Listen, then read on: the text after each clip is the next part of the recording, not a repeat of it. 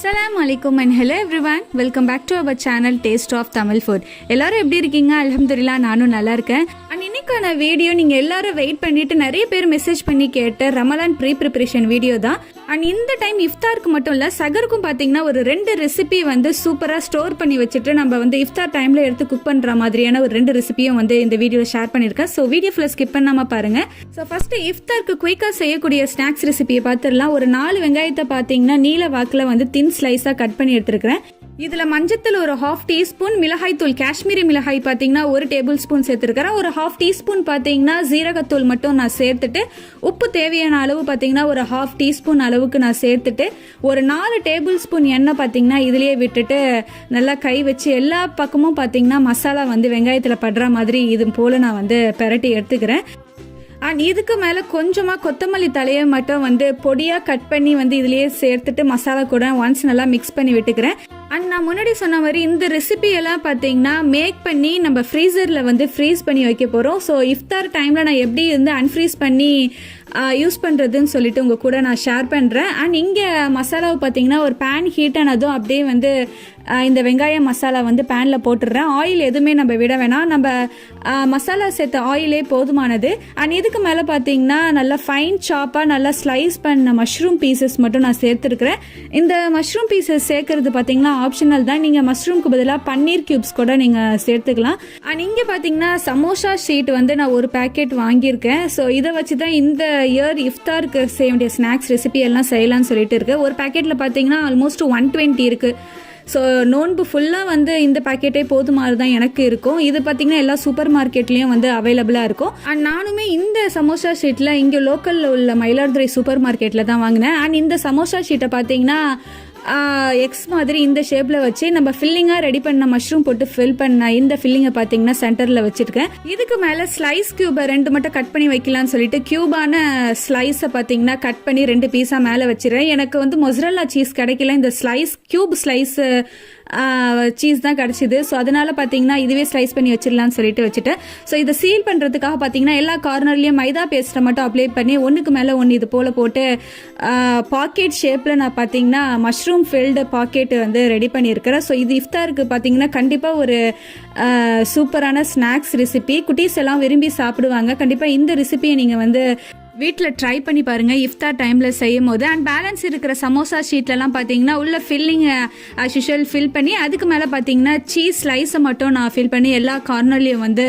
மைதா paste apply பண்ணி seal பண்ணிட்டா வந்து அப்படியே உள்ள ஸ்டஃபிங் வந்து வெளியே வராமல் இருக்கும். ஸோ இந்த மெத்தடில் தான் நீங்கள் வந்து சமோசா ஷீட் வந்து க்ளோஸ் பண்ணி சீல் பண்ணி வைக்கணும். இல்லை, உங்களுக்கு விருப்பமான ஷேப்பில் நீங்கள் வந்து சீல் பண்ணி வைக்கலாம். நான் வந்து இந்த மாதிரி மெத்தடில் வந்து ஒரு பாக்கெட் சைஸில் வந்து சீல் பண்ணி வைக்கலான்ட்டு ஜஸ்ட் ஒரு ஐடியா தான் உங்ககிட்ட காமிக்கிறேன். அண்ட் இது அப்படியே பார்த்தீங்கன்னா ஒரு ஏர்டைட் கண்டெய்னர் பாக்ஸ்லேயே இல்லை ஜிபலாக்கு பைலையும் போட்டு நம்ம ஸ்டோர் பண்ணி ஃப்ரீசரில் வச்சுட்டோன்னா ஒரு 1 மந்த் வரையும் வந்து அப்படியே இருக்கும். நம்ம 1 மந்த் ஃபுல்லாகவே வந்து அப்பப்போ எடுத்து வந்து யூஸ் பண்ணிக்கலாம் இஃப்தார் டைமில். ஸோ அந்த டைமில் செஞ்சுட்டு இருக்கிறதுக்கு ரொம்ப கஷ்டமாக இருக்குது. டைம் இல்லாதவங்க பார்த்தீங்கன்னா உங்களுக்கு ஃப்ரீயாக இருக்கிற டைமில் வந்து இந்த மாதிரி பாக்கெட் சைஸில் வந்து சமோசா ஷீட் வாங்கி நீங்கள் செஞ்சு வச்சிங்கன்னா கண்டிப்பாக இஃப்தார் டைமில் நீங்கள் செய்யும் போது உங்களுக்கு யூஸ்ஃபுல்லாகவும் இருக்கும். அண்ட் அடுத்த ஸ்நாக்ஸ் ரெசிபியாக பார்த்தீங்கன்னா வந்து பொட்டேட்டோ சீஸ் பால் தான் வந்து செய்யலான்னு சொல்லிட்டு இருக்கேன். ஸோ கிட்ஸோட ரொம்பவே ஃபேவரட்டான ஒரு ரெசிபி வந்து சீஸ் பால் தான். ஸோ இதை வீட்லேயே வந்து மேக் அண்ட் ஃப்ரீஸ் மெத்தடில் 1 மந்த்துக்கு தேவையானது எப்படி ஸ்டோர் பண்ணி வைக்கலாம்னு சொல்லிட்டு காமிக்கிறேன். இங்கே பார்த்தீங்கன்னா வேக வச்ச உருளைக்கிழங்கை வந்து நல்லா மசிச்சு விட்டுறேன் ஒரு மத்து யூஸ் பண்ணி. அண்ட் இந்த உருளைக்கிழங்கு பார்த்தீங்கன்னா நல்லா மாவாக மசீரா மாதிரி பார்த்தீங்கன்னா நல்லா ஃபைன் பேஸ்ட்டாக நல்லா நீங்கள் மிக்சியில் கூட அரைச்சி எடுத்துக்கலாம், தண்ணி எதுவுமே ஆட் பண்ணாங்க. பட் மத்தி யூஸ் பண்ணி பார்த்தீங்கன்னா ஒரு 5 நிமிஷம் போல் நல்லா மாவாக பசைஞ்சு நான் வந்து இது போல் ரெடி பண்ணிக்கிறேன். இதில் பார்த்தீங்கன்னா ஒரு 2 டேபிள் ஸ்பூன் அளவுக்கு வந்து கார்ன்ஃப்ளவர் மாவு சேர்த்துருக்கிறேன். அண்ட் மைதா பார்த்தீங்கன்னா 1 டேபிள் ஸ்பூன் அளவுக்கு சேர்த்துருக்கிறேன். உங்களுக்கு மைதா ஆட் பண்ண வேணாம்னு நினச்சிங்கன்னா இதுக்கு பதிலாக நீங்கள் பிரெட் கம்ஸ் கூட நீங்கள் சேர்த்துக்கலாம். பட் நான் பிரெட் கம் சேர்க்காம மைதா தான் 1 டேபிள் ஸ்பூன் ஆட் பண்ணியிருக்கிறேன். அண்ட் மசாலா சேர்க்க அடுத்தது ஸ்டார்ட் பண்ணிடலாம். காஷ்மீரி சில்லி பார்த்தீங்கன்னா 1 டேபிள் ஸ்பூன், மிளகுத்தூள் ஜீரகத்தூள்லாம் பார்த்தீங்கன்னா ஒரு 1/2 டீஸ்பூன் மட்டும் சேர்த்துட்டு, மஞ்சத்தூளும் பார்த்தீங்கன்னா ஒரு 1/2 டீஸ்பூன் இதிலேயே சேர்த்துருக்கிறேன். கடைசியாக தேவையான உப்பு மட்டும் சேர்த்துட்டு மசாலா அண்ட் உருளைக்கிழங்குலாம் ஒன்ஸ் நல்லா மிக்ஸ் ஆகிற மாதிரி இதை போல் கை வச்சு நல்லா வந்து இந்த மசாலா வந்து நான் மிக்ஸ் பண்ணி எடுத்துக்கிறேன். இதில் கொஞ்சமாக ஒரு 2 டேபிள் ஸ்பூன் மட்டும் ஆயில் விட்டுக்கிறேன். ஏன்னா கையில் ஒட்டுறா போல் இருக்கும் இல்லையா, ஸோ அதுக்காக பார்த்தீங்கன்னா ஒரு 2 2 டேபிள் ஸ்பூன் மட்டும் ஆயில் மட்டும் விட்டால் கையில் வந்து ஒட்டாமல் இருக்கும். ஸோ அதுக்காக தான் வந்து 2 டேபிள் ஸ்பூன் ஆயில் சேர்க்கிறேன். அண்ட் இங்கே பார்த்தீங்கன்னா உருளைக்கிழங்கு மசாலாலாம் சேர்த்த உருளைக்கிழங்கு மசாலா வந்து ரெடியாக இருக்குது. அண்ட் சைடில் பார்த்தீங்கன்னா சீஸ் க்யூப்ஸை வந்து நான் கட் பண்ணி வச்சுருக்கிறேன். அண்ட் இது கூடவே பிரெட் கிரம்ஸ் ஒரு பவுலில் எடுத்து வச்சுருக்கிறேன். கூடவே மைதா பேஸ்ட்டும் வந்து ரெடி பண்ணி வச்சுருக்கிறேன். அண்ட் ஃபைனலாக மசாலா போட்டு நம்ம மிக்ஸ் பண்ணி வச்சுருக்கிற உருளைக்கிழங்கு மசாலா இருக்கு இல்லையா, அதை வந்து ஒரு மசால் வடை ஷேப்க்கு கையில் திரட்டிட்டு உள்ள ஃபில்லிங்காக வந்து சீஸ் க்யூப்பை வச்சிடலான்னு சொல்லிட்டு வச்சுட்டு ஒரு ரவுண்ட் ஷேப்க்கு பாலாக இது போல் ரெடி பண்ணிட்டா சீஸ் பால் வந்து ரெடி ஆகிடும். ஸோ இதை வந்து ஒன்ஸ் மேலே வந்து கோட்டிங்காக பிரெட் கிரம்ஸை வந்து கோட்டிங் பண்ணலையா, ஸோ அதுக்கு முன்னாடி வந்து மைதா பேஸ்ட்டு நான் ரெடி பண்ணி வச்சுருக்கிறேன்.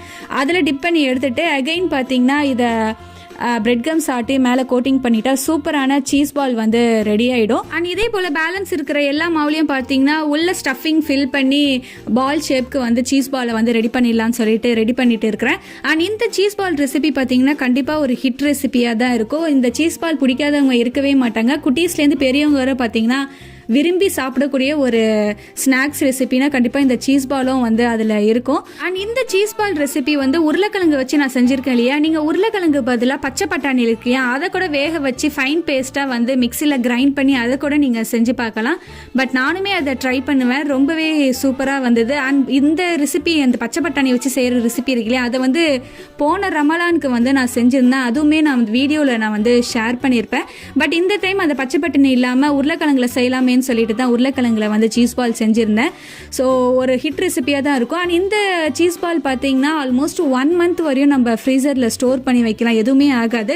இந்த சீஸ் பாலை மேக் பண்ணி வைக்கிறதும் பார்த்தீங்கன்னா ரொம்பவே ஈஸிங்கிறதுனால கண்டிப்பாக வந்து பயப்படாமல் இந்த ரெசிபியை நீங்கள் வந்து ட்ரை பண்ணி பார்க்கலாம். நான் அடுத்த ஸ்நாக்ஸ் ரெசிபியாக பார்த்தீங்கன்னா சமோசா தான் செய்ய போகிறேன். அண்ட் இங்கே சமோசா செய்கிறதுக்காக பார்த்தீங்கன்னா வெங்காயம் சமோசா தான் இன்றைக்கி செய்யலாம்னு சொல்லிட்டு இருக்கிறேன். ஒரு 4 வெங்காயத்தை நீல வாக்கில் கட் பண்ணி எடுத்துருக்கேன். இதில் வந்து மிளகாய்த்தூள், மஞ்சத்தூள், ஜீரகத்தூள் அண்ட் காஷ்மீரி சில்லி மட்டும் சேர்த்துட்டு உப்பு பார்த்தீங்கன்னா தேவையான அளவு போட்டிருக்கேன். அண்ட் ஆயில் பார்த்தீங்கன்னா ஒரு 4 டேபிள் ஸ்பூன் ஆயில் இதுலேயே விட்டுட்டு நல்லா கை வச்சு எல்லா பக்கமும் மசாலா படுற மாதிரி மிக்ஸ் பண்ணி விட்டுட்டு கூடவே கொத்தமல்லி தலைவையும் வந்து இதுலேயே போட்டுட்டு மிக்ஸ் பண்ணி விட்டுட்டேன். ஸோ இன்றைக்கி வந்து இந்த ஆனியன் சமோசா பார்த்தீங்கன்னா வந்து சமோசா ஷீட்டில் தான் செய்யலான்னு சொல்லிட்டு இருக்கிறேன். ஸோ ஆல்ரெடி நான் சொல்லியிருந்தேன் இந்த சமோசா ஷீட் வந்து லோக்கல் ஷாப்பில் மயிலாடுதுறை இருக்கிற சூப்பர் மார்க்கெட்டில் தான் நான் வாங்கியிருந்தேன்னு சொல்லிட்டு. அண்ட் இது வந்து வெங்காய சமோசாங்கிறதுனால இந்த வெங்காயம் நம்ம மசாலா போட்டு மிக்ஸ் பண்ணோம் இல்லையா, இதை வந்து தவாவில் போட்டு நம்ம வதக்குறதோ இல்லைனா ஆயில் ஊற்றி நம்ம ஃப்ரை பண்ணுறதோன்னு சொல்லிட்டு எதுவுமே தேவையில்லை. ஜஸ்ட்டு வந்து இந்த வெங்காயத்தை அப்படியே மிக்ஸ் பண்ணிவிட்டு தண்ணி இல்லாமல் வெங்காயம் வந்து எடுத்துக்கணும். நான் மிக்ஸ் பண்ணுறதுக்கு முன்னாடி பார்த்தீங்கன்னா தண்ணி இல்லாமல் ஒரு 1 ஹவருக்கு முன்னாடி காட்டன் துணியாட்டி வந்து நல்லா தண்ணியெல்லாம் புளிஞ்சு எடுத்துட்டு அதுக்கப்புறம் தான் மசாலாலாம் போட்டு மிக்ஸ் பண்ணி வச்சுருக்கிறேன்.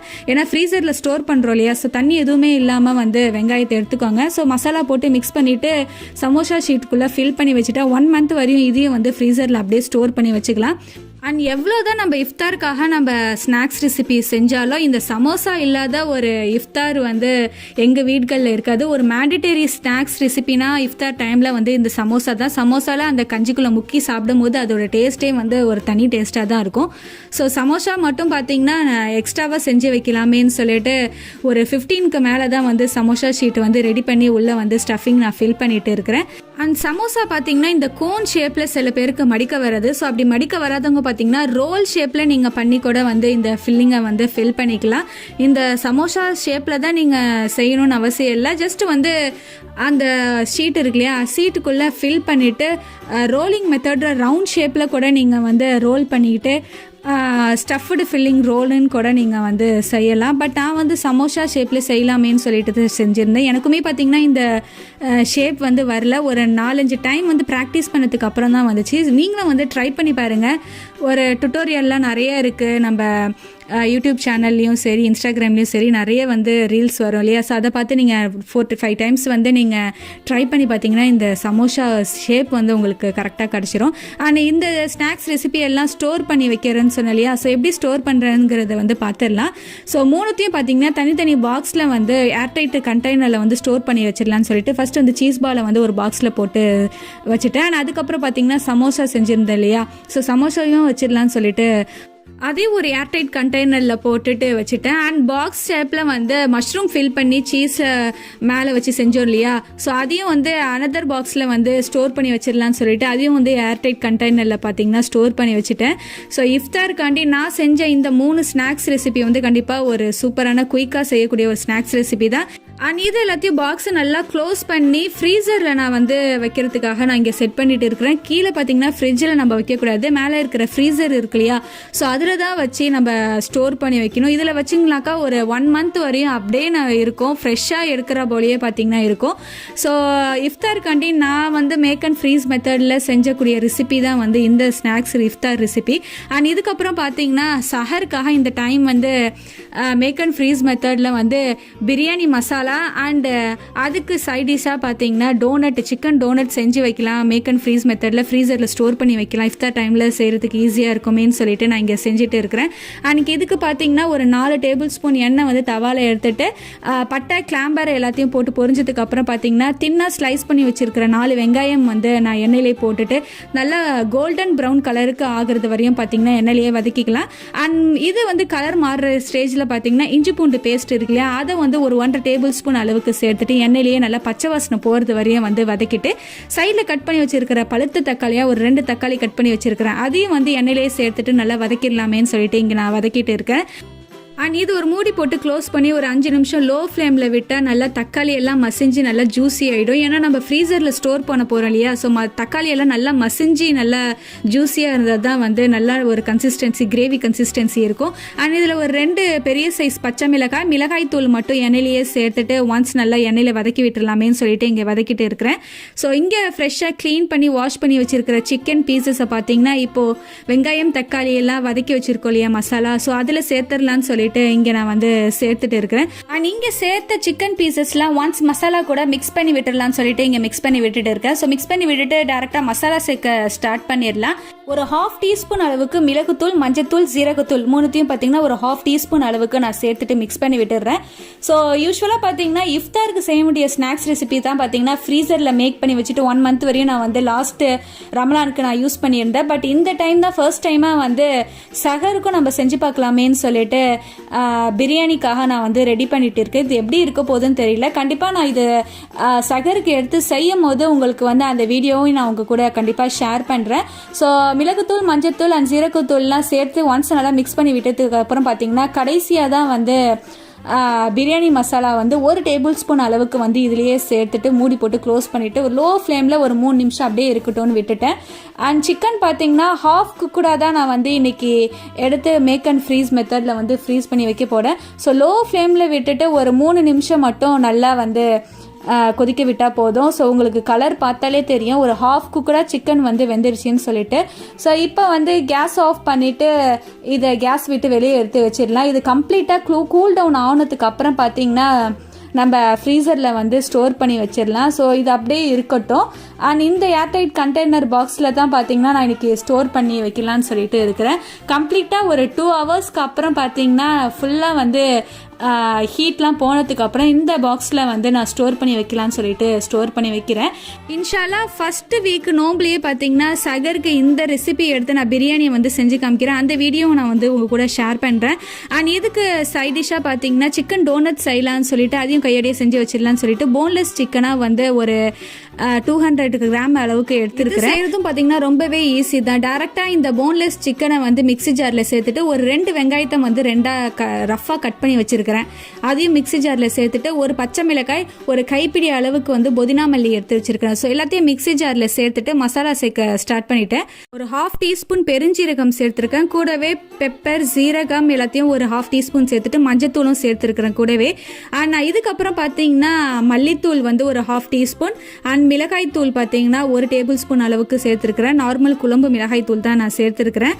அண்ட் இது கூடயே 2 டேபிள் ஸ்பூன் பொட்டுக்கடலையை சேர்த்துட்டு ரஃபாக பார்த்தீங்கன்னா ஒரு 2 பிரெட்டை மட்டும் நான் வந்து கட் பண்ணி இதுலேயே சேர்த்துருக்கிறேன். இதில் தண்ணி எதுவுமே ஆட் பண்ணக்கூடாது. தண்ணி ஆட் பண்ணாமே மிக்சியில் பார்த்தீங்கன்னா நல்லா ஃபைன் பேஸ்ட்டாக அரைச்சி எடுத்துடலாம். ஸோ சிக்கனில் மசாலா எல்லாத்தையும் ஒன்றா ஆட் பண்ணதுக்கு அப்புறம் பார்த்தீங்கன்னா ஒரு பவுலுக்கு வந்து இது போல் ட்ரான்ஸ்ஃபர் பண்ணியிருக்கிறேன். அண்ட் கூடவே பார்த்தீங்கன்னா பிரெட் கிரம்ஸ் அண்டு மைதா பேஸ்ட்டையும் ரெடி பண்ணி வச்சுட்டேன். சைட்லேயே கையில் கொஞ்சமாக எண்ணெய் மட்டும் அப்ளை பண்ணிவிட்டு இந்த இந்த ரெடி பண்ண சிக்கன் கீமாவை பார்த்தீங்கன்னா கையாட்டி பிடிக்க ஆரம்பிச்சிட்டேன். இந்த ஷேப் பார்த்தீங்கன்னா டோட்டலி உங்களோட சாய்ஸ் தான். நான் வந்து இன்னைக்கு டோனட் ஷேப்பில் செய்யலான்னு சொல்லிட்டு ஒரு மசால் வடை ஷேப்க்கு நான் மேக் பண்ணிவிட்டு சென்டரில் ஹோல் மட்டும் போட்டுட்டு ஃபஸ்ட்டு பார்த்தீங்கன்னா மைதா பேஸ்ட் அகைன் வந்து பிரெட் கிரம்ஸ் ஆட்டி கோட்டிங் பண்ணிவிட்டு ஒரு ஏர்டைட் கண்டெய்னர் ஸ்டோர் பண்ணி வச்சிடலாம்னு சொல்லிட்டு ஸ்டோர் பண்ணிட்டு இருக்கேன். அண்ட் இந்த ஷேப் பார்த்தீங்கன்னா ஒரு டோனட் ஷேப்க்கு வந்து நம்ம பொரிச்சு எடுக்கும் போது பார்க்க நல்லா இருக்குமேன்னு சொல்லிட்டு தான் வந்து ஒரு டோனட் ஷேப் செய்யலாம்னு சொல்லிட்டு நான் இங்கே வந்து செஞ்சுருந்தேன். நீங்கள் வந்து ஃப்ளாட்டாக கூட செய்யலாம், இல்லைனாக்கா ஒரு ரவுண்ட் ஷேப்க்கு வந்து கட்லெட் மாதிரி கூட நீங்கள் செய்யலாம். டோட்டலி உங்களோட சாய்ஸ் தான். ஸோ பேலன்ஸ் இருக்கிற எல்லா சிக்கன் கீமாலையும் பார்த்தீங்கன்னா டோனட் ஷேப்க்கு நான் ரெடி பண்ணிவிட்டு ஒரு ஏர்டைட் கண்டெய்னர் பாக்ஸில் ஸ்டோர் பண்ணி வச்சிடலான்னு சொல்லிட்டு இதையும் வந்து ஸ்டோர் பண்ணி வச்சுட்டேன். அண்ட் சகருக்காக நான் செஞ்ச இந்த பிரியாணி மசாலா இருக்கட்டும் அண்ட் சிக்கன் டோனட்டாக இருக்கும், இதையும் ஃப்ரீசரில் நம்ம ஸ்டோர் பண்ணி வச்சிடலான்னு சொல்லிட்டு ஃப்ரீசரில் பார்த்தீங்கன்னா ஸ்டோர் பண்ணி வச்சுட்டு இருக்கிறேன். அண்ட் இன்ஷால்லா இந்த நோம்புக்கு நான் செஞ்ச இஃப்தார் ரெசிபியாக இருக்கட்டும், ஸ்நாக்ஸ் ரெசிபி ஆகிட்டும் இருக்கும், மேக் அண்ட் ஃப்ரீஸ் மெத்தடில் வந்து செஞ்ச ஐட்டம்ஸ் எல்லாமே இதுதான். அண்ட் இந்த ரெசிபி எல்லாமே உங்களுக்கு கண்டிப்பாக பிடிச்சிருக்கும்னு நினைக்கிறேன். கண்டிப்பாக இந்த இஃப்தார் ரெசிபி எல்லாத்தையும் நீங்கள் வந்து ட்ரை பண்ணி பாருங்கள். ட்ரை பண்ணி பார்த்தீங்கன்னா அந்த பிக்சரை டேஸ்ட் ஆஃப் தமிழ் ஃபுட்டுங்கிற இன்ஸ்டாகிராம் பேஜுக்கும் வந்து ஷேர் பண்ணுங்கள். கண்டிப்பாக இந்த சீஸ் பால் ரெசிபி வந்து ஒரு ஹிட் ரெசிபியாக தான் இருக்கும். அண்ட் இந்த இஃப்தார் ரெசிபியாக இருக்கட்டும் அண்ட் சகர் ரெசிபியாக இருக்கட்டும் நான் செய்யும் போது கண்டிப்பாக இன்ஷால்லா உங்கள் கூட நான் வந்து ஷேர் பண்ணுறேன் எப்படி இருக்குன்னு சொல்லிட்டு. அண்ட் கண்டிப்பாக இந்த இஃப்தார் ரெசிபிலாம் பார்த்தீங்கன்னா ரொம்பவே சூப்பராக இருக்கும்னு சொல்லிட்டு நான் ஃபுல் கேரண்டி தரேன். பட் சகருக்கு நான் செய்யக்கூடிய அந்த பிரியாணி மசாலா ரெசிபி அது வந்து 1 month வரையும் ஸ்டோர் பண்ணி நான் இது வரையும் சாப்பிட்டதில்லை. இப்போ தான் ஃபர்ஸ்ட் டைம் வந்து ஸ்டோர் பண்ணி வச்சிருக்கிறேன். எப்படி இருக்குதுன்னு சொல்லிட்டு கண்டிப்பாக அந்த வீடியோ உங்கள் கூட ஷேர் பண்ணுறேன். இந்த வீடியோ எல்லாம் கண்டிப்பாக உங்களுக்கு பிடிச்சிருக்கும்னு நினைக்கிறேன். இது போல் இன்ட்ரெஸ்டிங்கான நிறைய ரெசிபி அண்ட் vlogsோட உங்களை அடுத்த வீடியோவில் வந்து சந்திக்கிறேன். தேங்க்யூ.